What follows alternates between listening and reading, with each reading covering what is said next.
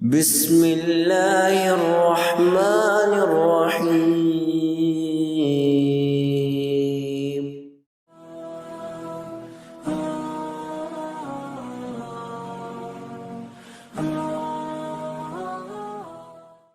امام مجاہد رحمۃ اللہ علیہ فرماتے ہیں کہ روایات کے مطابق بنی اسرائیل میں ایک ایسا عبادت گزار انسان گزرا جو رات کو قیام اللیل کا اہتمام کرتا یہاں تک کہ صبح ہو جاتی۔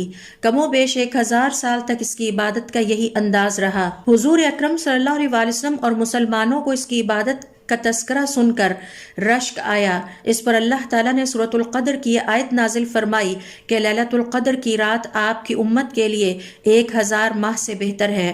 سوال یہ پیدا ہوتا ہے کہ اس رات کی برکتوں اور فضیلتوں کو سمیٹنے کے لیے کیا کیا جائے؟ اہل علم کے مطابق حضور اکرم صلی اللہ علیہ وسلم آخری عشرے کی طاق راتوں میں نہ صرف اللہ رب العزت کی عبادت کے لیے خود کمر بستہ ہو جاتے بلکہ گھر والوں کو بھی شب بیداری کا حکم دیتے تاکہ وہ بھی اس بابرکت رات کی فضیلتوں کو سمیٹ سکیں۔ آپ صلی اللہ علیہ وسلم کا معمول تھا کہ آپ ان طاق راتوں میں طویل قیام اللیل فرماتے۔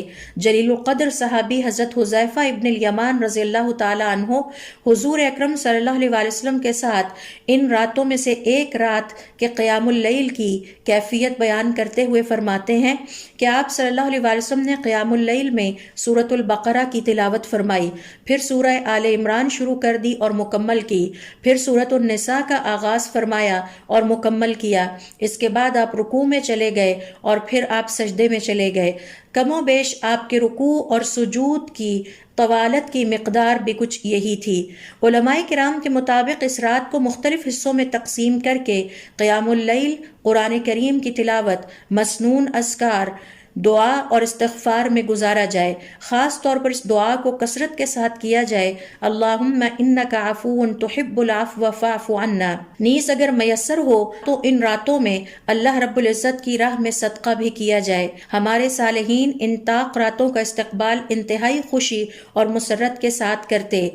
مسجد میں جانے سے پہلے خاص طور پر غسل کا اہتمام کرتے، صاف ستھرا لباس پہنتے اور اگر میسر ہوتا تو نیا لباس زیب تن کر کے جاتے، خوشبو لگاتے اور پھر مسجد میں قیام اللیل، ذکر، دعا، استغفار اور قرآن کریم کی تلاوت میں مصروف رہتے، پھر واپس گھر آتے اور اللہ تعالیٰ کی عبادت میں لگے رہتے یہاں تک کہ سحری کا وقت ہو جاتا۔ ان طاق راتوں میں خاص طور پر صدقہ کا اہتمام کیا کرتے۔ بے شک لیلۃ القدر کی رات اللہ رب العزت کی طرف سے حضور اکرم صلی اللہ علیہ وسلم کی امت کے لیے ایک عظیم تحفہ ہے۔